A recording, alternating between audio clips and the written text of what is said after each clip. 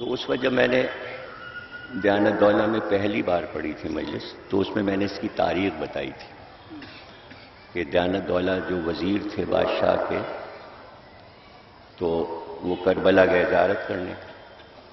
وہاں سے آ کے ان کے دل میں یہ تڑپ ہوئی کہ جیسا نقشہ روضہ حسین کا ویسا میں لکھنؤ میں بناؤں.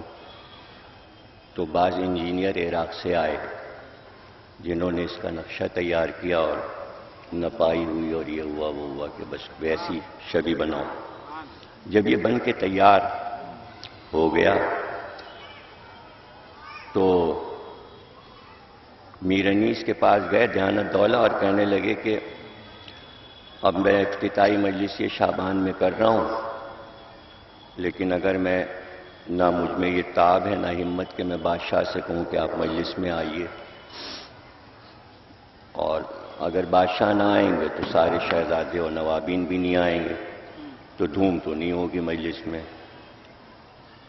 تو میر انیس نے کہا کہ ایک ایک شہزادہ اور ایک ایک نواب اس دن گھر میں نہیں بیٹھے گا جس دن میں تمہارے یہاں مجلس پڑھوں گا، سبحان اللہ، سبحان اللہ، سبحان اللہ. اور نیا مرثیہ پڑھوں گا. بس تم یہ کرو. اب یہ تو بچوں کو بتا دوں میں کہ واجد علی شاہ کی سواری جب نکلتی تھی تو اس کا طریقہ یہ ہوتا تھا کہ سب کو گھر سے نکلنا ہوتا تھا اپنے سرکاری لباس میں، سپاہیوں کو، نوابین کو، مطلب کوئی گھر میں نہیں بیٹھ سکتا تھا جب بادشاہ کا ہاتھی نکلے گا جلوس. تو اس کا طریقہ یہ تھا کہ بادشاہ کا جو ہاتھی تھا وہ پلچ خاں کے میدان سے قیصر باغ خالی بھیجا جاتا تھا، اور اس کی گھنٹیاں بجتی تھیں تو لکھنؤ والوں کو معلوم ہو جاتا تھا کہ ہاتھی جا رہا ہے، آج بادشاہ کی سواری نکلے گی. سب جلدی جلدی تیار ہو جاتے تھے اور ان کے سب کے ہاتھی نکل آتے تھے کہ جیسے ہی بادشاہ کی سواری نکلے گی سب اپنے اپنے محلوں سے جہاں جہاں شہزادے ہیں وہ نکل آئیں گے اور سواری کے ساتھ پیچھے چلیں گے. تو دیانت دولہ نے صبح ہی کو بادشاہ کا ہاتھی نکلوا دیا. واہ واہ واہ واہ. مجلس کی شام کو تو اسی بس سے انتظار ہے کہ سب سڑکوں کے پاس کھڑے ہو گئے بڑے بڑے شہزادے، اور سواری کا انتظام خود دیانت دولہ کے پاس تھا. جب بادشاہ نے کہا یہ پہلے سے کیوں، تو انہوں نے کہا میر انیس نے مجھ سے کہا تھا میں کیا کروں. تو بادشاہ کی سواری بھی آئی، واہ. واجد علی شاہ بھی آئے اور سارے نواب آئے اور سارے شہزادے آئے، اور یہ پورا سب بڑے بڑے رئیسوں امیروں سے یہ درگاہ دیانت دولہ کی کربلا بھر گئی. انیس نے نیا مرثیہ لکھا تھا اور وہ انہوں نے جب بادشاہ آ کے بیٹھ گئے تو شروع کیا. یا رب چمن نظم کو گلزار ارم کر، تو فیض کا مبدا ہے توجہ کوئی دم کر. اے ابر کرم خشک زراعت پکرم کر، گمنام کو اعجاز بیانوں نے رقم کر. جب تک یہ چمک مہر کے پرتوں سے نہ جائے، اقلیم سخن میری قلم رو سے نہ جائے.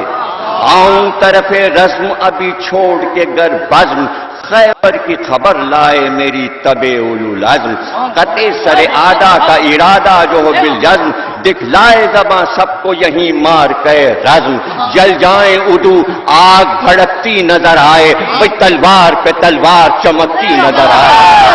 وہ ایک زباں ماں سے تا مسکن ماہی، وہ ایک زباں ماں سے تا مسکن ماہی.